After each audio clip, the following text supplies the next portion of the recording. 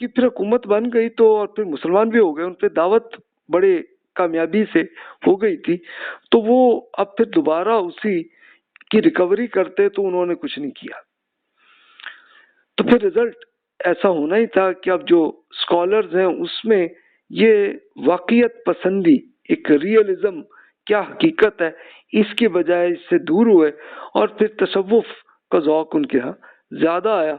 अच्छा, जिनमें कुछ इल्मी ज़ौक था तो वो चलो रहा उनमें, लेकिन उन्होंने फिर ये किया कि जो पुरानी एक विरासत जो थी बस उसी को संभाला, और तकलीद संभालने की बस उन्होंने कोशिश की। अब किया कैसे, हम आगे बात करते हैं इसकी।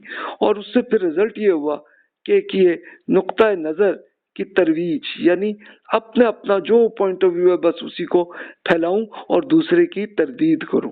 तो वहीं जाके फिर आपस के ये जो आजकल आपको नजर आते हैं कि मुख्तलिफ फिरकों की लड़ाई झगड़े वो ऐसे ही चलते आए। तो अब इसी के वाकयात हम तफसील से मजीद अर्ज करते हैं। अब देखिए, फिक्री जमूद ये असल क्यों आया और क्या वाकया हुआ, हादसा क्या हुआ इसमें। मुसलसल जंग का माहौल, यानी एक तो ये रीजन हुई ना कि मुसलसल जंग। अच्छा, एक जंग तो चलो मुगलों ने कर ली, करके मामला खत्म हो जाता, नहीं जी, वो आपस में लड़ने लगे। अच्छा, अगर तो वो आपस में लड़ते मामला होके खत्म हो जाता, कोई बात नहीं थी। लेकिन हुआ क्या कि उन्होंने फिर मुसलमान अब जितने आए थे, जितने बचे थे, तो उनको भी अपनी अपनी मिलिट्री में उन्होंने जॉब्स दी, हायर कर लिया इन्हें, और हायर करके आपस में अब एक मुगल शहजादे को हुकूमत मिली है तो अब वो दूसरे को होता था इसकी टांग निकाल के अब मेरी हुकूमत बन जाए, तो वो उसी में आपस में लड़ते। अच्छा, अगर तो वही आपस में लड़ रहे होते तो बात खत्म होती नहीं जी, वो मिलिट्री पूरी मिलिट्री से जंग कर रही होती थी, ये सिचुएशन बन जाती थी। तो एक माशी मुश्किलात भी होती थी, जाहिर है कि एक पूरी जंग हो रही हो तो इसमें अब ये बिजनेस तो खत्म हो जाता है ना, फिर तो ये तो प्रैक्टिकली होता है कि ये बिजनेस चलता ही तभी है कि जब जंग की हालत ना हो। जंग की हालत तो फिर बस जो कुछ बचा हुआ है उसी से ही आप खाना खा लेते हैं और दैट्स इट, इतना ही होता है। फिर इन्वेस्टमेंट कोई भी नहीं करता, सरपरस्ती की कमी, ये स्पॉन्सरशिप जो पहले स्टूडेंट्स को होती थी कि पूरा फंड जो मिलता होता था, कि नहीं, खुद गवर्नमेंट भी यही कर रही होती थी और अमीर लोग भी यही कर रहे होते थे कि अपना पूरा फंड, जो भी स्टूडेंट है उन स्टूडेंट को खाना भी मिल रहा है, कपड़े भी मिल रहे हैं, मेडिसिन भी मिल रही है, और हर चीज, बुक्स भी, सब सब कुछ फ्री में। अच्छा, यहाँ तक कि उनके हॉस्टल्स भी फ्री में मिल जाते होते थे, और एक शहर से दूसरे शहर जा रहे हैं उसका भी कोई फंड नहीं होता था, कुछ उनको पे नहीं करना पड़ता था, और सब कुछ एक अपना इल्म हासिल करते थे तभी स्कॉलर बनते थे। तब वो सिलसिला रुका।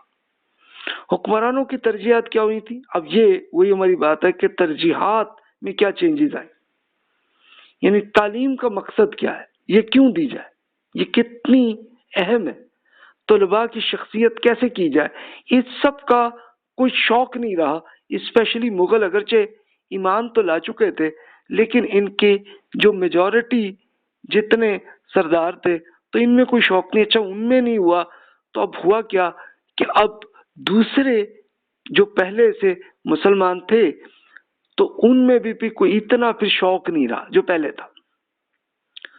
तलबा के जहनों को कितनी आज़ादी दे, नहीं जी आज़ादी तो करनी ही नहीं है, फिर ये शौक आया कि नहीं बस जो हम चाह रहे हैं वैसे ही लोग बने, किस चीज की तालीम दी जाए और क्या ना सिखाया जाए इसमें कोई शौक नहीं, बस वही सिखाओ कि जितना जो कुछ सरदार को या जितना बादशाह को जिस चीज का शौक है बस वही आए, बाकी चीजों पे कोई स्पेशली इन्वेस्टिगेशन कोई ना करे, किन मज़ामीन को लाजमी और किन को इख्तियारी की दर्जा दिया जाए, यानी किसको लाजमी करें, क्या पढ़ाएं क्या ना पढ़ाएं। तो बहुत सारे उलूम पे खुद ही मरने लगे। उस्ताद और शागिर्द के बाहमी ताल्लुकात की नौयत क्या होनी चाहिए, तो बस ये आई कि बस जी उस्ताद ने जो कुछ किया है शागिर्द ने बस उसको रट्टा जो है याद करना है, और बस उसको आगे वही रट्टा, जब वो उस्ताद बनेगा तो उसने भी यही कराना है, तो वो फिर शौक ऐसे ही बनने लगा। उस्ताद और दीगर तालीमी वसाइल जैसे मदरसा, लाइब्रेरी वगैरह का किरदार क्या हुआ, तो जाहिर है कि मदरसा या स्कूल या लाइब्रेरीज وہ بھی کم ہونے لگی. جو پہلی تو تباہ ہو گئی تھی پھر بھی چلو ریکوری کی, کچھ بکس ہوئی تو وہ بھی بس لمیٹڈ کچھ بکس ہی ملی کہ جو پہلے ایک بہت بڑے لائبریریز بڑی بڑی تھیں تو وہ بھی ختم تو نہیں ہوئی, لیکن چلو بس تھوڑا سا حصہ رہ گیا. اساتذہ کا طالب علموں کے بارے میں تصور کیا ہونا چاہیے؟ یعنی اب یہ تصور یہی آنے لگا کہ جناب ہمارے جو بزرگ تھے نا وہ زیادہ اچھے تھے, ہم تو بھی ان سے برے ہیں, اب جو اگلی نسل ہے اور برے آئیں گے.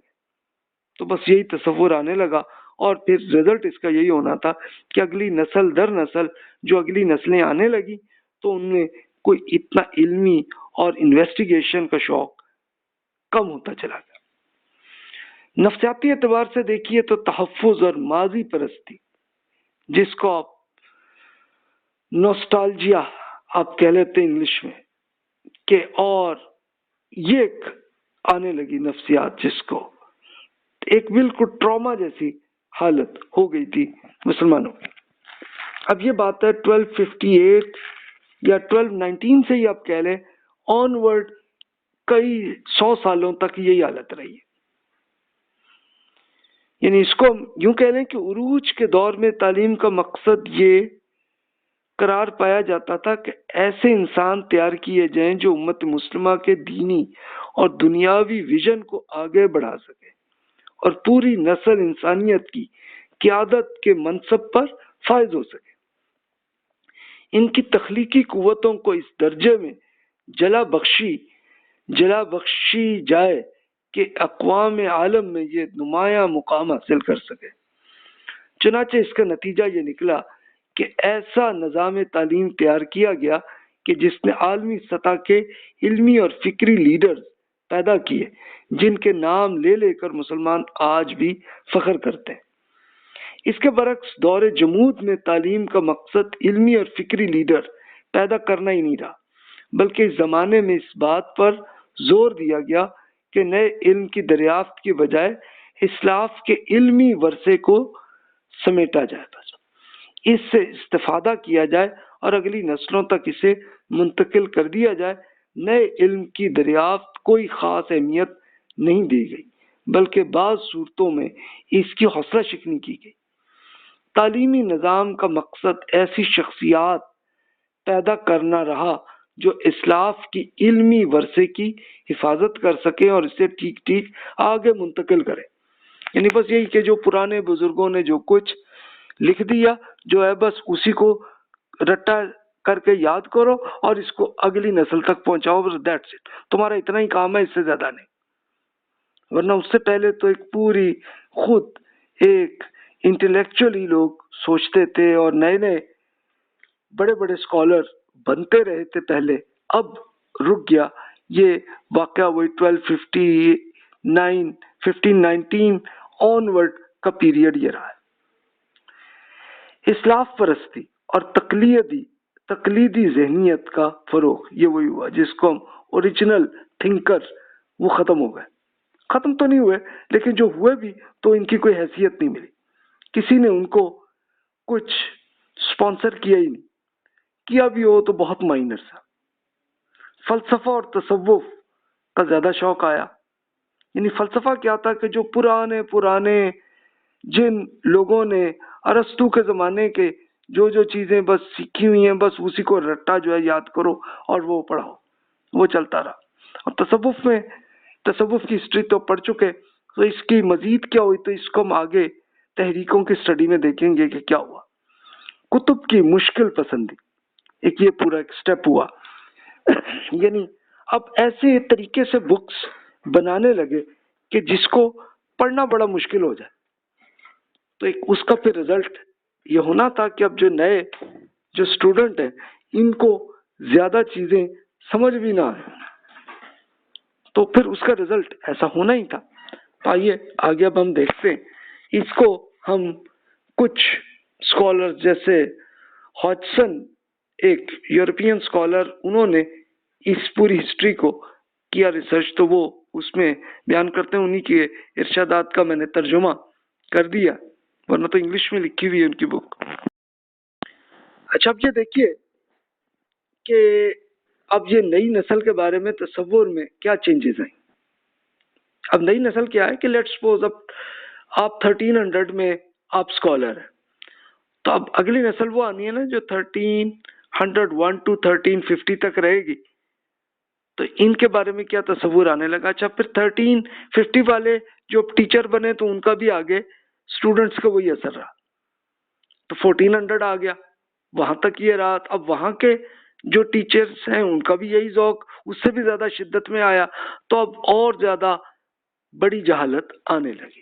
اب یہ اس کو اب وہ ہاجسن بیان کرتے ہیں کہ اس زمانے میں عالم اسلام میں تعلیم کی تمام شکلوں کا بنیادی مقصد یہ ہو گیا کہ ثقافتی ورثے کو ایک نسل سے اگلی میں منتقل کیا جائے۔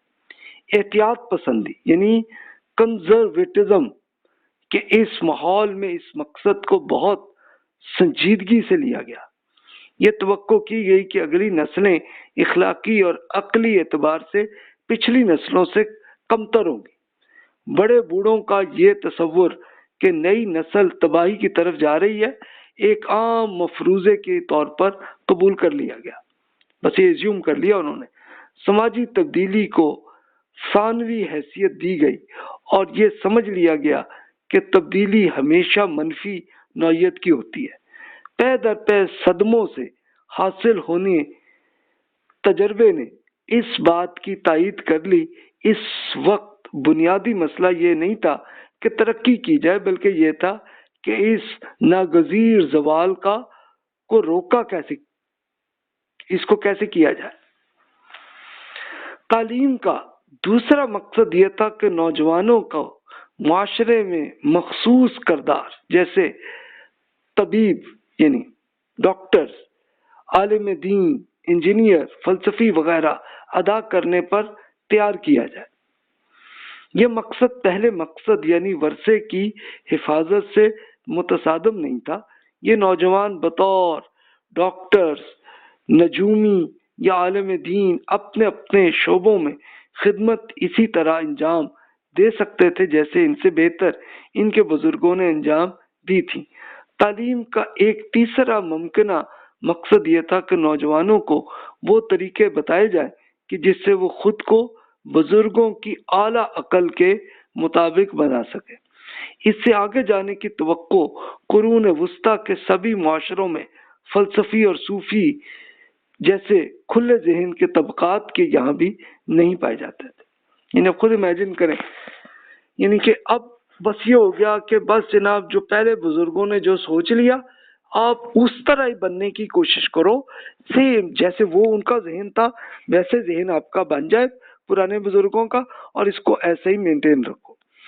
اچھا اس کے لیے آپ کو ایویڈنس اگر آپ کی پیدائش کے اراؤنڈ 1960-70 کے زمانے میں ہوئی ہو تو آپ نے اپنے اسکول میں یہی ایگزامپلز آپ نے دیکھی ہوں گی۔ اب ٹھیک ہے کہ آج کل کی نسل میں اب اتنا نہیں ہے، لیکن ہم لوگ جب پڑھتے تھے اسکول میں تو یہی کلچر فیل ہوتا تھا ہمیں۔